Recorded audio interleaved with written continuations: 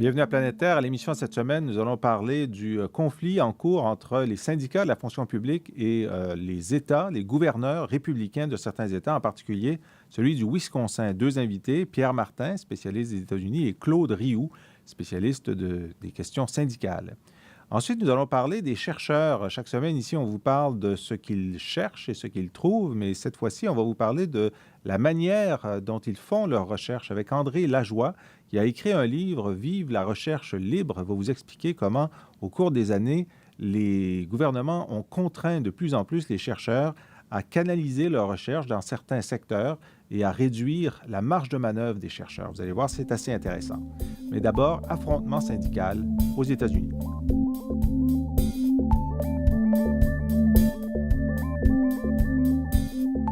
Voilà, nous sommes de retour pour parler du syndicalisme américain et de la lutte qui est en train de se mener pour le maintien des droits de négociation d'une partie des travailleurs du secteur public dans les États.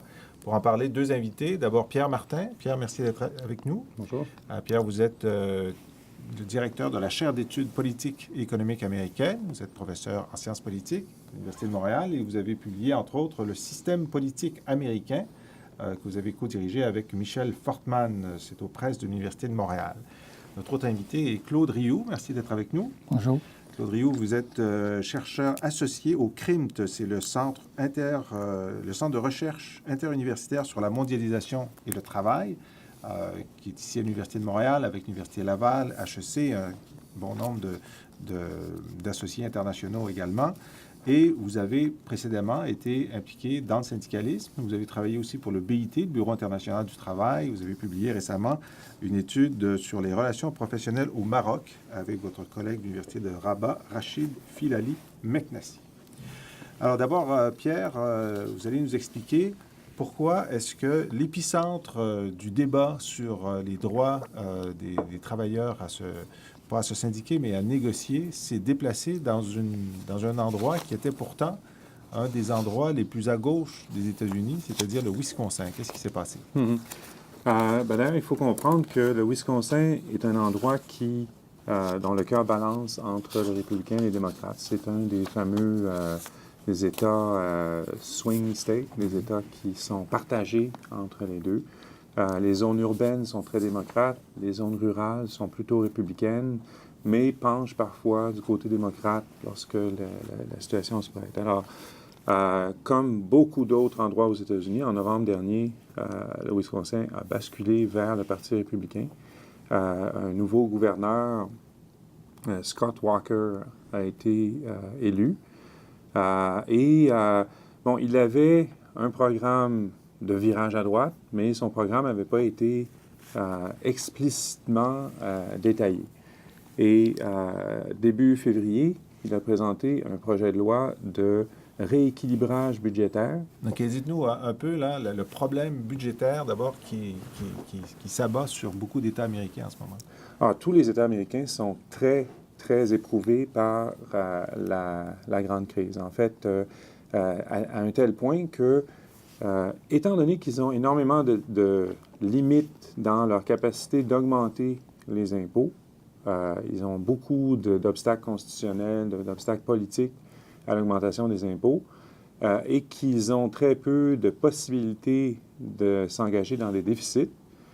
Les États sont dans des situations financières intenables en ce moment. Dans plusieurs cas, dans presque tous les cas. Les constitutions des États leur interdit d'aller en déficit, même temporairement. Exactement. Donc c'est ce qui a fait, par exemple, que le plan de relance fédéral a été presque annulé dans une large mesure par la réduction des dépenses du côté des États. Et c'est ce qui fait que même si le budget fédéral s'est gonflé d'une façon sans précédent, il n'y a pas eu l'effet stimulateur sur l'économie qu'il aurait pu avoir si des États avaient emboîté le pas. On a eu des exemples presque loufoques, des États ou des villes qui décident de ne plus asphalter certaines portions de leur réseau routier, des écoles qui ont fermé, des policiers qui ont été mis à pied. On en est là. Oui. Donc, la solution de Scott Walker, elle, était particulière. Qu'est-ce que c'était? C'est-à-dire que dans le cadre d'un projet de loi en apparence assez anodin de rééquilibrage budgétaire, il y avait quelques millions de déséquilibres qu'il avait observé après son élection. Donc, introduit un projet de loi début février qui est nominalement un projet de loi budgétaire, mais qui comporte plusieurs autres clauses. Et la clause qui a vraiment pincé le nerf sensible des travailleurs du Wisconsin, c'est la clause qui abolit la négociation collective pour tous les employés du secteur public de l'État. Donc, les enseignants, pour tous les employés de l'État, des comtés, des municipalités, tout le monde. Le syndicat peut exister, mais il n'a pas le droit de négocier sa convention collective. C'est ça. Et c'est pas tout. Bon, il faut d'abord savoir que les 3/4 des États américains admettent la négociation collective. Il y a encore des États qui ne l'admettent pas. La moitié des États américains admettent la convention collective pour tous leurs employés, pour tous les employés publics. Donc, et le Wisconsin avait été en 1959 le premier État à instaurer la négociation collective dans le secteur public. Donc, il y a un symbole ici qui est important. Et alors, premier point, alors même que les syndicats avaient fait des concessions financières, avaient fait des concessions salariales, avaient même fait des concessions sur les avantages sociaux, c'était pas assez pour le gouverneur républicain. Il fallait abolir leur capacité de négocier leurs conditions de travail. Donc, essentiellement, les demandes budgétaires pour arriver à l'équilibre budgétaire que Scott Walker, le gouverneur du Wisconsin, demandait, les syndicats ont dit essentiellement oui. Vous pouvez réduire nos fonds de pension, etc., pour les problèmes budgétaires de l'État, mais ce oui-là ne suffisait pas. Oui, en arrière-plan, il faut toujours rappeler qu'une partie de son déficit budgétaire est attribuable aussi aux réductions d'impôts pour les grandes compagnies et les plus fortunés. Mais ça, c'est correct, parce que c'est le mantra républicain. Maintenant, en plus de la réduction d'impôts, je vais les dire tout d'un coup parce qu'on parle sur plusieurs fronts à la fois. Okay. On a une partie du projet de loi qui non seulement abolit le droit à la négociation collective, mais également abolit ce qu'on appelle au Québec la formule RAN, c'est-à-dire l'obligation de contribuer au syndicat pour tous les employés qui en bénéficient. Et donc, la perception à la source par le patron de la cotisation syndicale, en abolissant la formule RAN, le syndicat doit tous les mois demander à chaque salarié de payer sa cotisation. L'adhésion au syndicat devient volontaire. Alors que, évidemment, tout le monde en profite et donc plus personne va contribuer au syndicat. Également, sur d'autres fronts, le gouverneur ouvrait la possibilité de vendre des biens qui appartiennent au secteur public, comme par exemple des centrales électriques au gaz, au charbon ou peu importe, sans appel d'offres, à des intérêts privés. Donc, se départir de biens de l'État du Wisconsin. Sans appel d'offres. Il y a ça. Également, on a celui qui fait rire un peu, on est dans un contexte universitaire, c'est que dorénavant, pour s'inscrire sur les listes électorales, la carte étudiante ne sera plus acceptée comme preuve d'identification. Okay? Pourquoi? Ben, c'est pour rendre ça difficile pour les étudiants de s'inscrire. Et alors que la vaste majorité d'entre eux s'inscrivent au Parti démocrate, évidemment. Il faut comprendre aussi qu'en affaiblissant le syndicat, le gouverneur, essentiellement, ferme le robinet de fonds pour le Parti démocrate. Parce que les syndicats...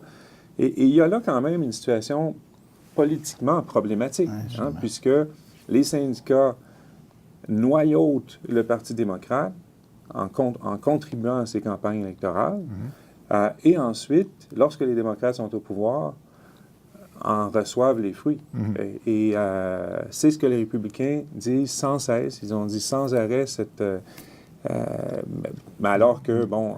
Par ailleurs, les entreprises financent énormément le Parti républicain. Ah, mais ça, c'est correct. Oui. Claude Rioux, je vous vois trépigner sur votre siège depuis tout à l'heure. Alors, donc ce projet de loi a été adopté. Il vient d'être adopté après plusieurs péripéties importantes. On rentrera pas là-dedans. Il va entrer en vigueur le 26. Il va entrer en vigueur, donc, le 26 mars. Qu'est-ce que ça signifie pour la vie d'un syndicat de secteur public, ces réformes-là? Bien, le premier problème, c'est, comme l'a dit le professeur Martin, si vous n'êtes pas capable de faire la perception de vos cotisations, bien, ça pose un problème, évidemment, d'administration syndicale. Bon, je pense qu'ils peuvent surmonter ça. ce qui est plus important pour eux, c'est la perte d'influence dans le Parti démocrate. Ça, c'est sûr que j'ai pensé que... parce qu'il y a eu une entrevue dernièrement à NewsHour, à PBS, et le gouverneur de la Virginie, qui appuie très fortement le gouverneur de Wisconsin, a vraiment donné une couleur politique à cette affaire-là. Et à savoir que là, c'est le temps de mettre de l'ordre dans la maison et faire en sorte que les FLCIO et ces grands syndicats puissent être dans une position de faiblesse par rapport au processus électoral aux États-Unis. La dernière élection, dans certaines régions, dans certains swing states, les FLCIO ont joué un rôle important pour faire élire le président Obama. Le FLCIO qui est la grande centrale. La grande centrale. Alors, évidemment, c'est vraiment un objectif, je pense, en arrière de l'agenda. Quand on sait que le gouverneur du Wisconsin était financé par les Koch brothers du Texas. Les Koch brothers qui sont des grands pétroliers, des grands pétroliers, et des financiers du Tea Party. Tea Party, tout ça. Alors là, on voit la couleur républicain. politique qu'il y a dans cette aventure-là. Et ce qui est encore plus difficile pour les gens du Wisconsin, c'est que le Wisconsin, c'était, je dirais, un des lieux où le modèle syndical américain s'est développé. On se rappellera que le professeur John Commons enseignait à l'Université du Wisconsin. C'est un des grands réformateurs du travail dans les années 30 aux États-Unis. C'est le lieu de fondation d'un des plus puissants syndicats américains dans cette république, l'American Federation of State and County and Municipal Employees, l'AFSCME. Alors, pour eux, il y a il y a des symboles forts dans cette affaire-là. Mais étonnamment, on voyait hier que les professeurs de l'Université du Wisconsin, dans 3 campus, ont adhéré à un syndicat, alors que le gouverneur vient de leur enlever le droit de négocier. Ils se sont syndiqués. Se sont syndiqués. C'est un geste politique. Un geste politique assez important. Mais dites-moi, le cas où on dit, donc le syndicat pourra exister, cependant, il devra se débrouiller pour avoir lui-même ses cotisations. La formule RAN est abolie, c'est-à-dire que des membres de l'unité syndicale pourront déclarer qu'ils ne participent pas au syndicat. De toute façon, ils ont juste à ne pas verser la cotisation. Mais pourquoi est-ce que le salarié verserait sa cotisation si son syndicat ne peut pas négocier de convention collective? Ça, c'est un des paradoxes américains. Quand on regarde, par exemple, au niveau de l'administration fédérale, il y a des grands syndicats. Et dans l'administration fédérale, il y a plusieurs départements, notamment le département de l'Intérieur et de la Sécurité territoriale, où les salariés n'ont pas le droit de négocier. Ah bon? Mais ils sont membres. Du syndicat. Ils ont voulu, au début, quand le gouvernement a créé le Homeland Interior, le gouvernement a voulu empêcher les gens d'avoir un syndicat quand ils ont transféré les fonctionnaires. Et il y a eu toute une bataille pour essayer de continuer à avoir le droit d'avoir un syndicat. Pourquoi? Bien là, le syndicat joue un rôle d'agence. Il fait la représentation, il les aide s'ils sont obligés d'aller, par exemple, dans les procédures d'appel, s'il y a si leur contrat de travail est terminé, ainsi de suite. Donc, il a fourni ce genre de service juridique individuel aux membres qui seraient suspendus, mis à la porte. Si quelqu'un a une difficulté avec de percevoir sa retraite, on va faire les démarches auprès des autorités pour lui faciliter la vie, mais c'est essentiellement ça. Mais l'élément central du système des relations professionnelles aux États-Unis, qui est la négociation collective, bien, là, c'est vraiment un gros coup qui est donné. Mais c'est pour ça qu'actuellement, les FL tentent de lever un mouvement de mobilisation, ce qu'ils n'ont pas fait depuis longtemps, il faut le dire. Alors, Pierre Martin, on revient à vous parce qu'on va parler un peu politique. Le président américain, pendant sa campagne électorale, avait fait une déclaration assez intéressante que vous avez citée sur votre blog, le blog de la chaire américaine. Et il avait dit, je vais dire en anglais d'abord, « Understand this », comprenez ceci. Si les travailleurs américains se font nier leur droit à s'organiser et à négocier collectivement, lorsque je serai dans la Maison-Blanche, je vais mettre une paire de souliers très confortables et je vais aller piqueter sur la ligne de piquetage avec vous en tant que président des États-Unis d'Amérique. And understand this, if American workers are being denied their right to organize and collectively bargain when I'm in the White House, I'll put on a comfortable pair of shoes myself. I'll walk on that picket line with you as President of the United States of America. Alors, c'est une citation dont se sont souvenus les membres des syndicats du Wisconsin. Alors, quelle a été la réaction du président américain pendant cette crise? C'est-à-dire que dans les premiers jours, alors que cette citation-là n'était pas encore ressortie, parce qu'il y a des gens qui sont allés fouiller, on l'a trouvé, ça a ressorti. Mais dans les premiers jours, il s'est prononcé et il a dit que ce n'était pas acceptable à ses yeux qu'on retire le droit à la négociation à des travailleurs qui l'avaient et pour un système qui fonctionnait assez bien. Donc, il a pris une position, mais il s'est ensuite retiré et essentiellement À laisser faire. à laisser faire un ordre de gouvernement qui ne relève pas de sa compétence. Il faut s'entendre. Les États sont souverains dans leur champ de compétences. Par contre, politiquement, c'est embarrassant pour lui face à sa base, parce que dans les médias, surtout les médias plutôt de gauche, dans le discours public qui s'est tenu à partir du moment où cette citation de Barack Obama a été connue, ou a été revenue à la surface, on l'attend. Monsieur Obama, on vous attend. Madison, c'est un endroit très bien. Donc, il faut voir, en fait... moi, cette crise-là, ça m'a un peu interpellé parce que j'ai déjà visité les lieux. Le Capitole du Wisconsin, c'est magnifique. C'est une grande, grande place qui...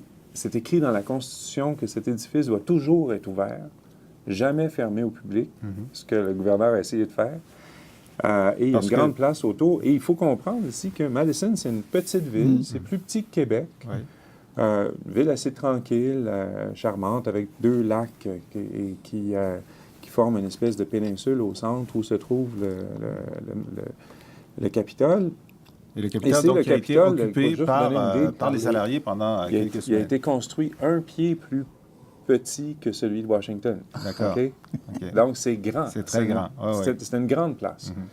Et il y a eu, pendant 1 mois, toujours, en permanence, au moins 5 à 10 000 personnes sur place. Ce qui est énorme pour un petit État et comme... les pics ont été à presque 200 000 personnes. Donc, et là, on parle d'une ville plus petite que Québec, dans un État relativement petit. Il y a eu une énorme mobilisation et c'est ce qui fait dire aux républicains qu'ils ont peut-être mal jugé de la capacité de la gauche à se remobiliser. Par contre, est-ce qu'elle va se remobiliser pour Barack Obama? Ça, c'est moins clair, parce que les gens ne sont pas très contents de son absence. Mais que dit l'opinion publique là-dessus? Parce qu'on sait, généralement, les Américains sont assez modérés, sinon froids, face à l'action syndicale. Et comment est-ce que l'opinion réagit à la décision du gouverneur Walker? Ouais, l'opinion, elle souffre un peu le chaud et le froid là-dessus. Parce que, premièrement, à la base, l'action des républicains est basée sur le fait que l'opinion publique perçoit les employés du secteur public en général comme des chouchous, des enfants gâtés, qui ont les meilleures primes, qui ont les meilleures conditions salariales, les meilleurs avantages sociaux et une certaine forme de permanence dans la plupart des cas. Dans les faits, si on contrôle pour les déterminants des niveaux salariaux, il n'y a pas de différence entre le secteur public, il n'y a pas de différence notable entre le secteur public et le secteur privé. Et pour les salariés les plus élevés, pour les postes de gestion, il y a une énorme différence. Le secteur public est très désavantagé face au secteur privé. Pour les cadres supérieurs. Mais par contre, ça, c'est une chose. Oui. Alors, l'opinion perçoit négativement le secteur public, mais lorsqu'on leur demande « Êtes-vous d'accord qu'on leur enlève le droit à la négociation collective? » Là, c'est autre chose. On a 2 tiers, grosso modo, de l'opinion qui est contre, qui souhaite qu'on leur laisse le droit, le droit et à peu près 30%, 1 tiers, qui est pour le retrait de ce droit. Donc, on a une situation ici qui joue à 2 tranchants et il reste à voir à long terme comment va jouer dans l'opinion l'action des républicains. Claude Rioux, quelle est l'importance relative des syndiqués du secteur public américain dans l'ensemble des syndiqués américains? Dans les dernières données que le département du travail aux États-Unis a publiées, il y a environ 14 millions d'Américains qui sont syndiqués et c'est moitié-moitié secteur privé, secteur public. Ce qui fait 12 à peu près. À peu près 12 C'est ça. Alors qu'au Québec, on a... À peu près 29, 30, peut-être plus même. Oui, je crois qu'on est à 40. 40, près de 40. Alors au Canada, c'est 29, je crois. Maintenant, les employés du secteur public sont syndiqués à hauteur de 36 alors que dans le secteur privé, c'est 7 OK. Donc, c'est vraiment un point important et c'est parmi les syndicats actuellement les plus dynamiques dans les FLCIO. Ça veut dire que c'est assez stratégique pour eux autres. Les FLCIO veulent demander une grande manifestation pour le 4 avril. On va peut-être voir là, jusqu'où cette mobilisation peut aller. Mais c'est certain que le poids des salariés du secteur public est important pour plusieurs raisons. C'est extrêmement difficile aux États-Unis d'obtenir la certification pour négocier. Dans le secteur public, lorsque les syndicats demandent l'accréditation, en vertu des lois des États, il faut bien comprendre que ces gens du secteur privé sont régis par le National Labor Relations Act qui est une loi fédérale, alors que les États ne sont pas soumis à cette loi-là pour les employés du secteur public. Alors, c'est beaucoup plus facile, les lois sont moins contraignantes et en plus, les employeurs du secteur public n'utilisent pas toutes les tactiques ou les méthodes éprouvées pour faire ce qu'on appelle aux États-Unis le union busting. Empêcher la syndicalisation. Empêcher la syndicalisation. Parce que quand on regarde les statistiques du département du travail des États-Unis puis du National Labor Relations Board sur les plaintes pour pratiques déloyales, c'est plus que la moitié des cas, il y a un paquet de plaintes qui est discuté. Alors, c'est une véritable course à obstacles.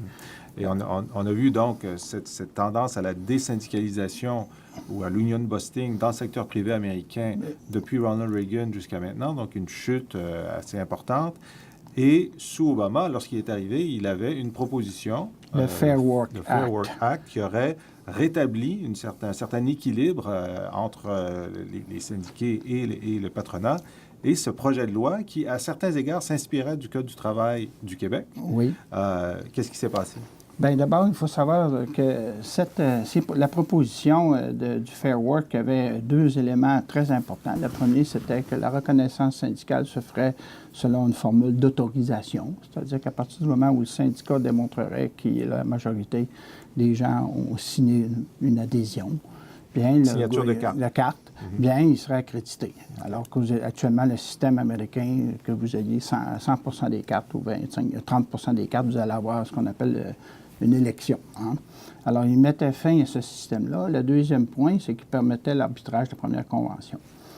Bon.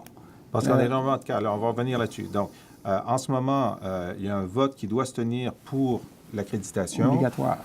Et le patron a le droit de faire campagne contre l'accréditation. Mais ça, ils ne peuvent pas faire grand-chose, parce que ça, les patrons invoquent l'amendement numéro 1 de la Constitution, Free Speech. Leur droit, ils ont le droit de parler. C'est ça. Donc les cas d'intimidation au sein d'entreprises sont très grands. Alors que ça, c'est les pratiques déloyales. C'est ça. Alors que le syndicat, lui, n'a pas le droit de faire campagne à l'intérieur de l'entreprise. Non, parce que s'il fait ça, lui ici, il va être accusé de pratiques déloyales. Voilà. Donc, il y a un déséquilibre que cette idée de signature de carte voulait rétablir. Et la deuxième chose étant que énormément les syndiqués qui réussissent à se faire accréditer, dans un très grand nombre de cas, il n'y a jamais de première convention collective. C'est assez difficile d'y arriver, dans plusieurs cas. Bon, alors ça a été... Donc, ça imposait, le projet de loi imposait l'arbitrage. Donc, le patron serait obligé de se soumettre à un arbitre. Il y aurait une première convention collective. Une convention collective, exactement. Alors ça, c'est une idée qui date de pas mal longtemps aux États-Unis. Cette idée-là a été amenée aux États-Unis en grande partie par Paul Weiler, qui est professeur de droit à Harvard, qui était pendant plusieurs années le président de la Commission de relations de travail, notamment de la Colombie-Britannique. Et il a amené cette idée-là. Et lorsque le président Clinton avait demandé au professeur John Dunlop de faire une grande étude sur l'état des relations professionnelles aux États-Unis au début de son premier mandat, il y avait une des recommandations de la commission Dunlop d'introduire cette notion-là pour aider, d'une certaine façon, à enlever les embûches qui, avec les années, se sont accumulées. Hein. C'est tout un processus cumulatif. Alors, c'était l'idée derrière cela, et ça avait tombé dans les limbes pendant un bon bout de temps. Les FL faisaient pression tout le temps pour ramener cette affaire-là. Et le président Obama avait semblé être intéressé. Il ne faut pas oublier que le projet avait été introduit au Sénat par le sénateur Kennedy. D'accord, Ted Kennedy. Oui. Et donc, ils n'ont pas réussi à passer le Non. projet de loi avant l'élection des midterms de novembre dernier. Exact. Ce qui Donc, fait que maintenant, il n'y a aucune chance que Il faut cette oublier réforme ça là, pour les deux, soit passée. pour le terme qui s'en vient, il faut oublier ça. Alors, donc, on est en présence, Pierre Martin, d'une offensive antisyndicale. Maintenant que Wisconsin, la loi a été adoptée, où se déplace ce terrain-là? Est-ce qu'il y a d'autres États qui veulent agir de façon similaire? Oui, c'est-à-dire qu'il y a d'autres gouverneurs républicains qui observent attentivement ce qui se passe au Wisconsin, notamment en Ohio, en Indiana. En fait, à peu près partout où vous avez un républicain au pouvoir de l'État, avec un bon contrôle de ses chambres et des problèmes avec les syndicats, c'est une option qui va s'ouvrir parce que pour eux, c'est vraiment les deux bras de la pince. Hein. C'est d'abord, ça leur donne une solution budgétaire qui leur permet de maintenir des impôts relativement bas. OK, de La promesse réduire des les salaires et républicains. avantages. Mais Et ça, l'autre côté de la pince, c'est que ça enlève le financement au Parti démocrate. Hein. C'est un peu... une position politique. C'est semblable, si vous voulez, à ce que Stephen Harper a fait en voulant couper le financement public des partis politiques. C'était très transparent. Lui, il avait un avantage par rapport à son financement privé. Les autres partis étaient désavantagés. Et la même chose se produit dans le cas des gouverneurs d'États républicains aux États-Unis. Maintenant, il y a toutes sortes d'autres fronts sur lesquels va se jouer cette bataille-là. Allez-y. Et c'est vraiment, par exemple, prenons un exemple. Il est un peu intéressant d'un point de vue québécois parce que de ce côté-là, on a toujours tendance à se placer en position de sainteté par rapport aux Américains. Mais prenons, par exemple, l'offensive du gouverneur Walker sur l'éducation publique. C'est-à-dire? C'est-à-dire qu'il veut presque rendre le financement des écoles privées à la moitié de ce qu'il est au Québec. OK? D'accord. Donc, Ce qui- attention. Ce là, qui est c'est-à-dire une que- augmentation pour eux? c'est-à-dire Ou une que baisse? la règle actuelle, c'est que les familles défavorisées ont un coupon qui leur permet de payer une partie des frais de scolarité des écoles privées qui sont entièrement non subventionnées. D'accord. Ce que le gouverneur Walker veut faire et pourra vraisemblablement faire à partir de ce projet de loi-là, c'est tout simplement de lever le test et permettre à tous les résidents du Wisconsin d'avoir droit à ce coupon. OK. Donc, Qui est équivalent à quelle proportion du à coût? peu près un tiers Un tiers. des frais de scolarité des écoles privées de l'État. OK. Qu'est-ce que ça signifie? Ça signifie que on ouvre le financement public pour la moitié de ce qui est fait au Québec. Et là, la gauche américaine, c'est une levée de bouclier là-dessus. Donc, encore une fois, la gauche québécoise devrait peut-être leur dire il y a du travail à faire ici pour se rattraper Oui. sur ce plan-là. Maintenant, il y a toutes sortes d'autres dimensions là, qui vont être en cause. Et dans le cas du Wisconsin, ce qui est intéressant, c'est que le prochain front, ce sera des rappels. Parce que au Wisconsin, comme ailleurs, les électeurs, si on rassemble un nombre suffisant de pétitions, peuvent rappeler, faire une élection spéciale, reporter un candidat en élection. Comme ça a été fait en Californie il y a quelques Exactement. années. Mais Maintenant, ce est-ce n'est que pas- Scott Walker n'a pas gagné avec une Il a bonne gagné majorité? avec une bonne majorité et de toute façon, Et le leur rappel- argument, c'était de dire, nous avons gagné l'élection, c'était dans notre programme, donc une élection a des conséquences. C'était leur argument. il a dit, bon, il faut rappeler par contre que le rappel électoral n'est pas possible avant un an après l'élection. Donc, il faut Jusqu'en attendre un novembre peu, il faut prochain. patienter. Par contre, il y a des sénateurs qui étaient engagés dans ce processus-là qui sont immédiatement l'objet d'un rappel puisqu'ils n'étaient pas en élection en novembre dernier. Et il y en a 16, dont 8 républicains et 8 démocrates. Parce que les républicains, ils ne se sont pas laissés faire. Ils vont faire la même chose. Maintenant, ça change un tout petit peu la balance au Sénat, mais ce ne sera pas suffisant pour le renverser. Au Sénat du Wisconsin. Le Wisconsin. Maintenant, tout ce qu'il faut... Bon, pour nous, on est évidemment très intéressés à l'impact pour 2012, ce qui va se passer. Pour la présidentielle. Et encore une fois, pour la présidentielle, le problème est qu'il va y avoir mobilisation de la gauche pour des enjeux qui lui tiennent à cœur, puis ça va raviver le même genre de mouvement qui avait permis à Barack Obama de gagner en 2008. Par contre, la gauche commence à être assez irritée du mode de gestion politique de Barack Obama, qui va chercher vers le centre, qui cherche le compromis. Toute sa stratégie depuis le début de l'année, depuis novembre dernier, c'est d'occuper le centre. Et ça se comprend bien. Mais maintenant, le problème, c'est que si on veut s'étendre vers le centre, il faut avoir les pieds bien ancrés où on se trouve. Puis sa base à lui, elle est à gauche. Et s'il la perd, c'est pas les républicains modérés qui vont lui faire des cadeaux. Mais on ne parle toujours pas de candidature aux primaires démocrates contre lui, pour l'instant. Non, je pense que ce serait suicidaire. Ce serait un peu comme Don Quichotte là, qui irait se fracasser contre un mur. Il n'y aurait pas de gain pour personne à faire ça, mais il va falloir qu'il fasse des gestes, soit en...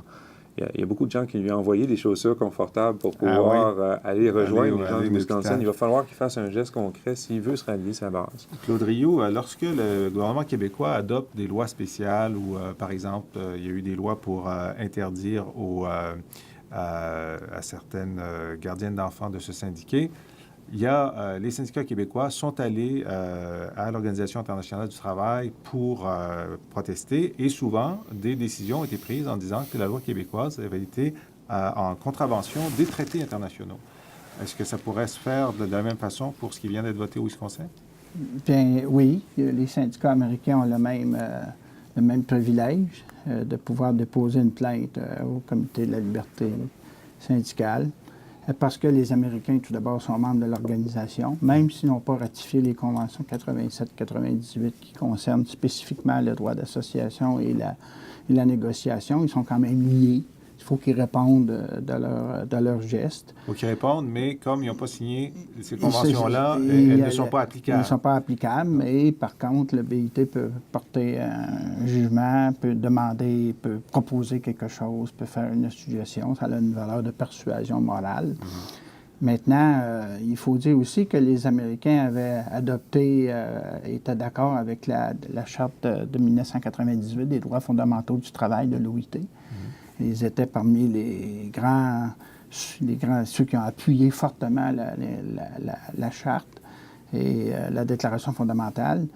Là-dedans, c'est marqué que les travailleurs ont le droit à la négociation collective. Alors, qu'est-ce qui va arriver? C'est sûr que s'il y a des plaintes de déposer, probablement que les syndicats américains vont envisager de déposer des plaintes. Bien, les plaintes vont être examinées, mais là, je pense que le problème que les gens du Comité de la liberté syndicale vont avoir, c'est la complexité du système américain. Les systèmes fédéraux, c'est toujours plus compliqué parce que l'État fédéral dit, ben moi, je n'ai pas l'autorité complète, je n'ai pas l'autorité constitutionnelle, donc je ne peux pas imposer ça. C'est moi qui est membre. L'État du Wisconsin n'est pas membre. Il est membre alors, c'est vraiment compliqué là, quand on arrive là-dedans. C'est plus facile dans les États unitaires. Pas compliqué. Par exemple, en France, si les syndicats veulent déposer une plainte pour ce qui est arrivé l'automne dernier, ils peuvent toujours le faire. Mais là-bas, c'est une autre donne, si je peux dire. Quoique si l'entente internationale était c'est pas un traité en bonne et due forme, c'est une entente probablement exécutive, alors ça ne lie pas les États. Si c'était un traité, ça aurait force constitutionnelle, mais ça sera jamais. Non, ça n'a pas force constitutionnelle. Très bien. Alors, merci pour ce tour d'horizon. Intéressant, merci. On va continuer à suivre ça. Pierre-Martin, vous avez pensé à une page musicale pour illustrer notre propos.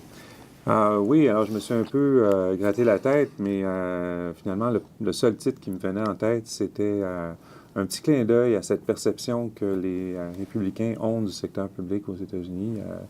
C'est une magnifique chanson des frères Gershwin, interprétée par Billie Holiday. Nice work if you can get it. Qui veut dire? C'est un beau travail si on peut l'avoir. Donc, mais c'est pas du tout de ça dont il est question dans la chanson. Ben, c'est un bon Mais travail dans la fonction c'est, publique, si on peut l'avoir. Si on peut avoir la sécurité d'emploi, les pensions assurées, etc., comme la perception qu'on a du secteur privé, du public en général, tant mieux. Pierre Martin, vous êtes directeur de la chaire d'études politiques et économiques américaines. Merci beaucoup d'avoir été avec nous. Claude Rioux, vous êtes chercheur associé au CRIMT. Merci beaucoup pour vos éclairages. Et on écoute, grâce à vous, Nice Work, If You Can Get It, chanté par Billie Holiday. Holding hands at midnight, 'neath a starry sky. Nice work if you can get it, and you can get it if you try. Strolling with the one boy, sighing side to side. Nice work if you can get it. Alors, nous sommes de retour à Planète Terre, l'émission des chercheurs du Cérium, ici Jean-François Lisée. Et nous allons parler maintenant justement de la recherche elle-même. Chaque semaine, on vous parle des sujets, des objets de recherche, de ce qui intéresse les chercheurs, mais cette semaine, on va s'intéresser à la façon dont s'organise la recherche, en ce sens, la façon dont les professeurs et chercheurs doivent trouver les sous pour faire la recherche et le cadre qu'on leur impose pour guider leur choix ou les contraindre à faire des choix qui ne seraient pas toujours les leurs. Et j'ai avec moi un invité qui s'est beaucoup intéressé à cette question et qui a publié un livre sur le sujet, André Lajoie. Merci d'être avec nous, André. Bonjour, merci. Alors, André, vous êtes professeur émérite au CRDP, le Centre de recherche en droit public.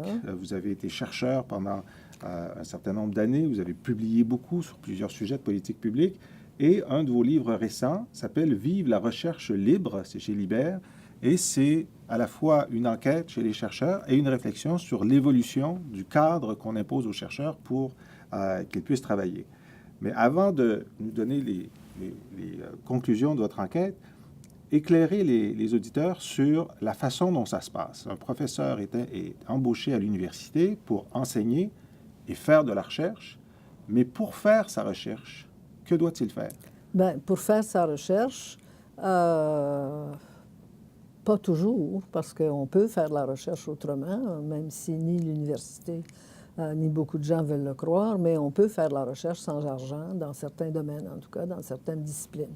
Mais dans l'ensemble des disciplines, pour faire de la recherche, il faut construire un projet et le soumettre à un organisme subventionnaire pour pouvoir disposer des fonds nécessaires pour, dans certaines disciplines, avoir les appareils, les laboratoires, etc. Mais dans le cas des sciences humaines, c'est différent. Moi, c'est sur les sciences humaines que j'ai travaillé dans l'ouvrage dont on va parler.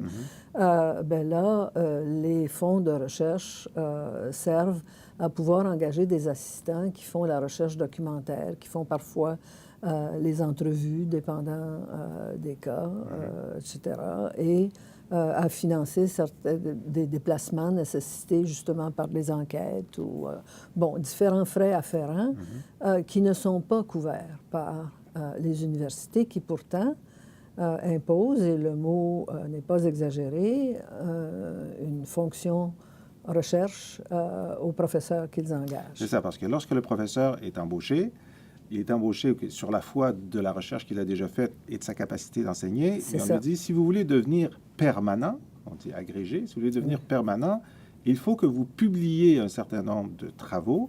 Et pour publier ces travaux, il faut les faire financer. Et nous, l'université, on ne le finance pas. Vous devez trouver votre financement. C'est ça. Ça n'a pas toujours été le cas, en tout cas pas dans toutes les facultés. Moi, j'ai commencé au Centre de recherche en droit public au début des années 60.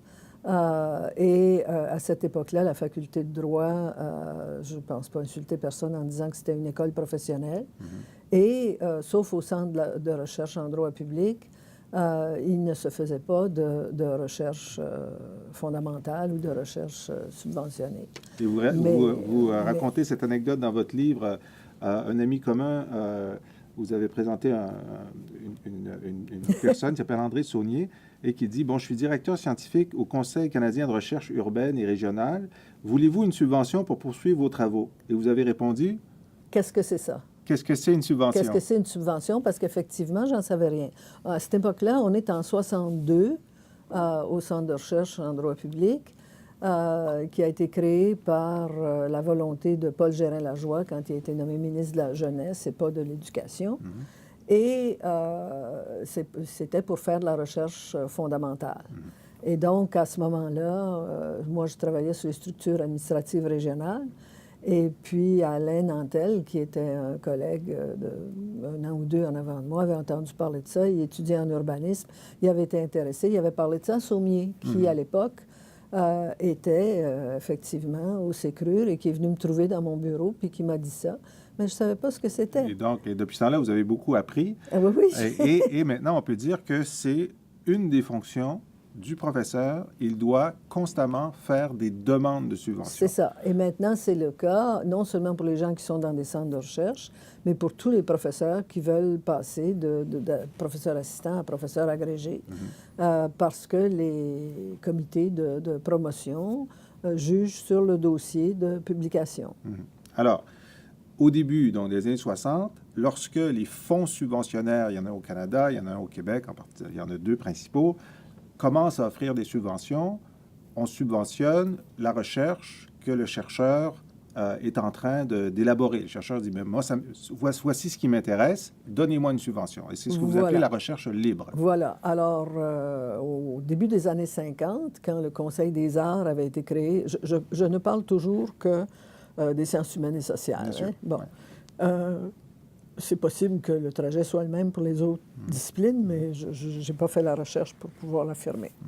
Alors, en sciences humaines et sociales, à cette époque-là, l'organisme subventionnaire fédéral s'appelait le Conseil des arts. Et il subventionnait à 100 %. C'était le seul organisme subventionnaire. Et c'était à 100 % libre. Vous créez un projet de recherche, vous l'envoyez, on le passe à un comité qui le comité des pairs avec d'autres chercheurs. Avec d'autres chercheurs. Qui voit la qualité du projet. Qui voit la qualité du projet sans égard à son objet et sans égard à ses modes de réalisation.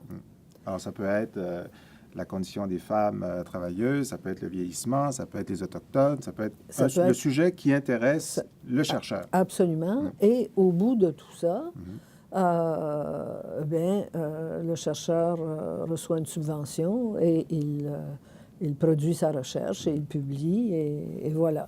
C'est ce qu'on pourrait dire l'âge d'or de la liberté de recherche. Voilà. Et ensuite, ça se met à changer. Qu'est-ce qui change? Ça se met à évoluer. Il y a deux choses qui changent. On commence à affecter des sujets, des objets de recherche dans lesquels les projets doivent s'enligner.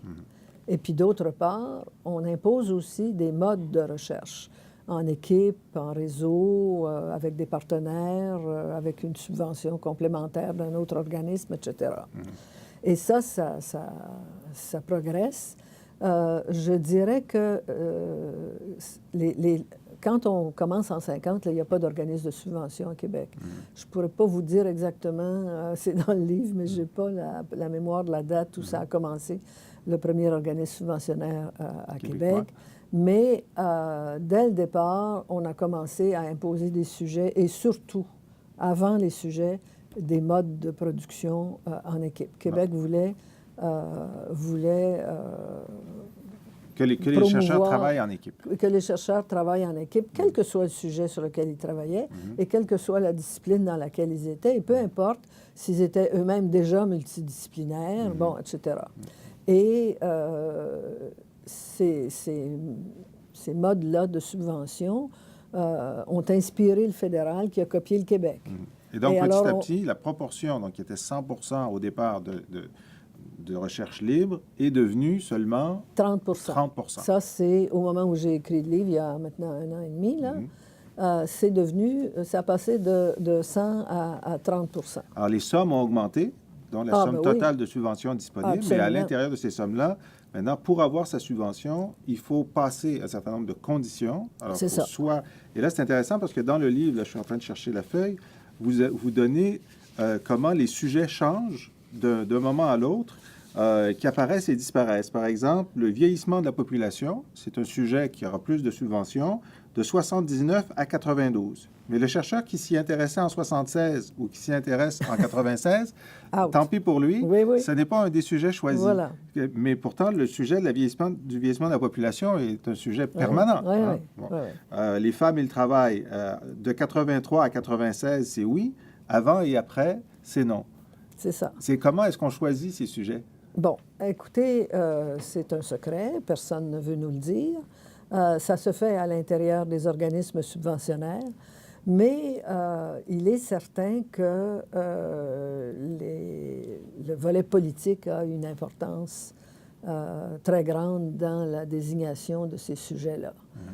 L'affaire, c'est que les organismes subventionnaires sont subventionnés eux-mêmes par l'Assemblée législative au Québec et le Parlement à Ottawa.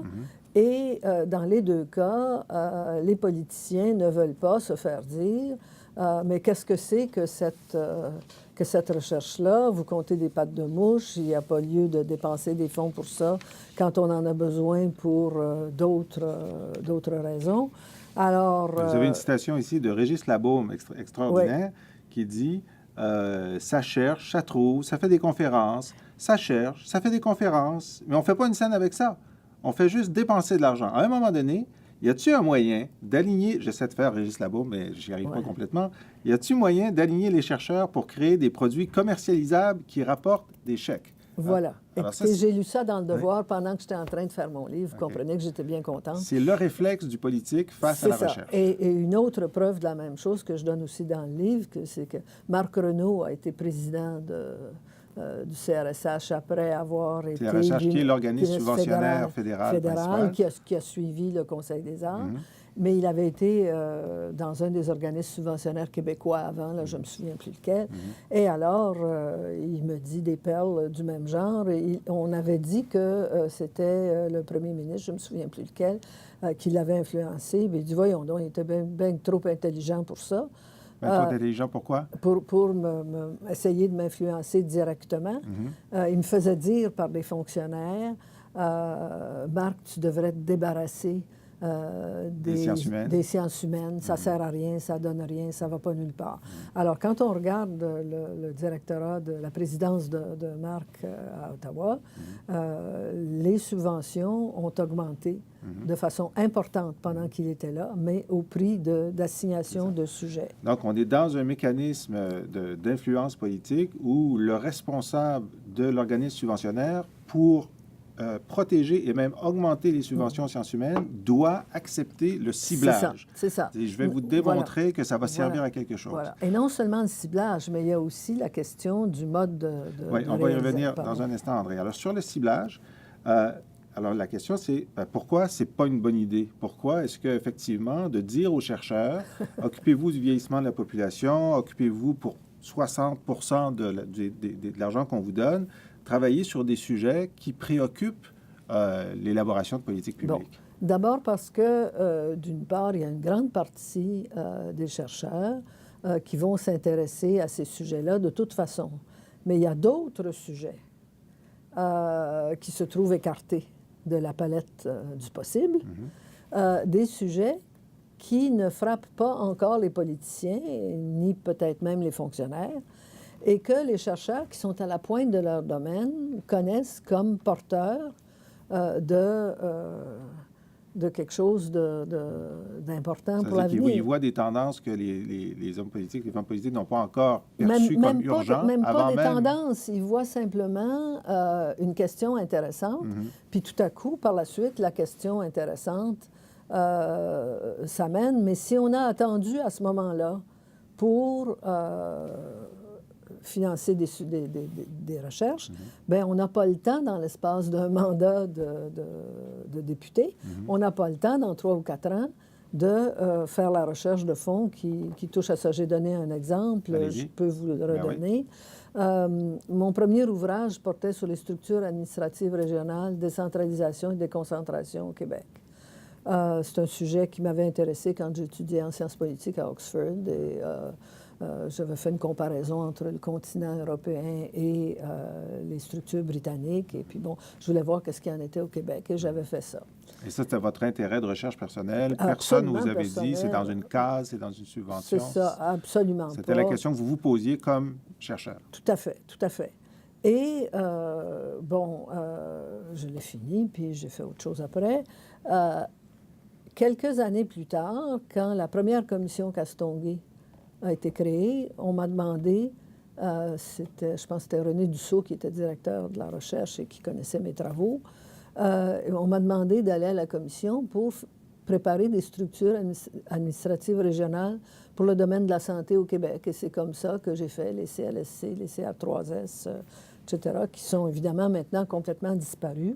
Je ne me retrouve même plus dans le système actuel. Dans les acronymes. Mais vous aviez fait cette recherche Là, avant qu'on vous pose bien la avant, question. J'avais publié les structures, je pense, en 66 ou quelque chose du genre. Et, Castonguay, c'était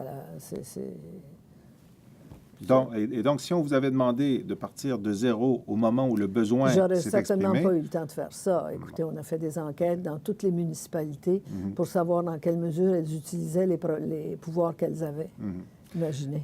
alors ça, c'est un beau cas de, Oui, d'une- j'en d'une- aurais d'une d'autres, recherche, mais il y en je aurait peux d'autres. pas. Mais est-ce que les Régis Labaume ont raison de penser que parfois, il y a de la recherche inutile aussi qui se fait, qui ne donne jamais rien? Ou est-ce que c'est une fausse idée? Oui, celle qui sert à Régis Labaume à acheter Un amphithéâtre, un amphithéâtre. C'est un bon exemple. c'est un bon exemple. Alors donc, à partir du moment où on dit aux chercheurs, vous allez augmenter vos chances d'avoir des subventions si vous ciblez à l'intérieur des sujets qu'on décide cette année-ci. C'est même pas ça. Ce Hein? n'est pas recevable si. Ce n'est pas recevable si... À moins que. Oui. Sauf qu'il y a 30 de recherche libre Il, y a au total. il reste un programme fédéral au Conseil canadien de recherche en sciences humaines et sociales. OK. Alors, donc, vous dites, puis les chercheurs que vous avez rencontrés, ils ont des stratégies pour contourner ou faire semblant et tomber dans le ciblage. Pas tellement dans le ciblage, c'est Mais dans plutôt le travail en équipe. dans le travail en équipe. OK, alors parlons de ça. Donc là, l'État a décidé que pour avoir une bonne recherche, il fallait travailler à plusieurs Oui. et dans plusieurs universités Oui. et dans Il y a plusieurs disciplines. C'est Voilà. ça. Bon. Alors, vous avez des chercheurs qui ont... Moi, j'avais 2 disciplines, le droit et sciences politiques. On pense à Pierre Noreau, qui en a 3 ou 4. Il y a en plus sociaux. Plusieurs chercheurs ont déjà l'ensemble des disciplines qui leur convient pour les sujets auxquels ils pensent, parce que c'est normal, on conçoit des sujets dans les domaines qu'on connaît un peu. Bon. À ce moment-là, on peut avoir besoin d'assistants dans différentes disciplines pour faire les recherches de base, mais on n'a pas besoin nécessairement d'avoir des collègues. Quant à l'interuniversitaire, je ne vois pas en quoi ça peut augmenter le produit de la recherche que de prendre plusieurs universités. Bien sûr, il peut arriver qu'on ait besoin de la collaboration de telle personne dans telle université. Mais là, il faut c'est que ce soit condition. possible. On dit, Il faut- vous avez votre idée de recherche. Alors, Voilà. Vous êtes un chercheur. Vous avez votre idée de recherche.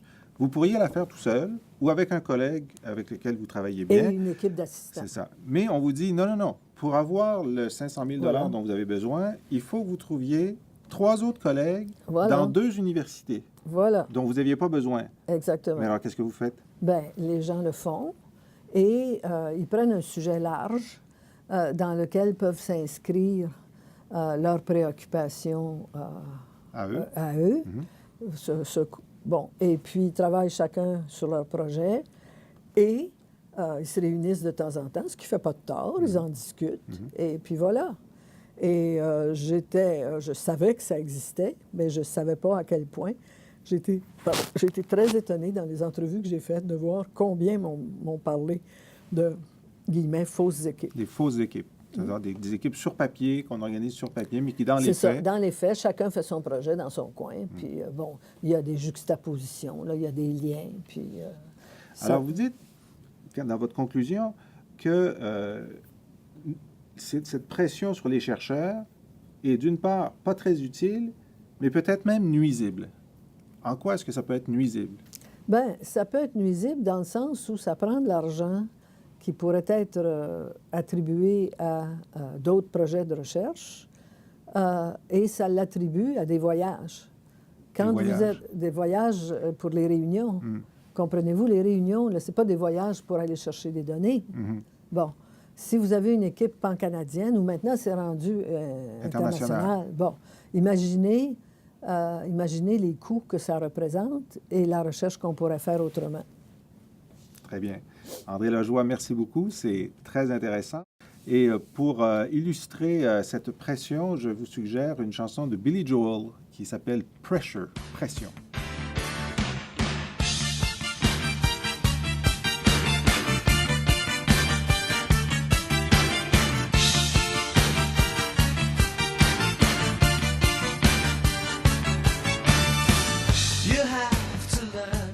Voilà, c'était notre émission pour cette semaine. Nous espérons qu'elle vous a intéressé. Vous pouvez la revoir ou voir les émissions précédentes sur le site du Cerium, cerium.ca, ainsi que des liens vers les informations liées aux entrevues que nous avons réalisées. Et j'en profite pour vous dire que vous allez trouver aussi sur le site du Cerium la programmation des écoles internationales d'été du Cerium pour juillet prochain. Je vais vous en parler brièvement. Les écoles auront lieu du 4 au 16 juillet, en 2 périodes d'une semaine. Vous savez, ce sont des écoles qui se déroulent chacune sur 6 jours avec un thème particulier. Et il y en a au total 7 cette année. Je vous donne les thèmes. La Chine, superpuissance, une vision générale des questions politiques, économiques, environnementales de la Chine par plusieurs professeurs et conférenciers. Les États-Unis, en 2011, une nation sous tension. Nous serons bientôt à 1 an des présidentielles de 2012 et nos experts vont nous expliquer comment la société américaine est en train d'évoluer. Les droits de la personne sur Terre, un diagnostic. Nos collègues de la faculté de droit vont faire un tour d'horizon de la situation des droits de l'homme dans le monde et du droit international sur cette question. Le modèle scandinave, les outils pour le succès.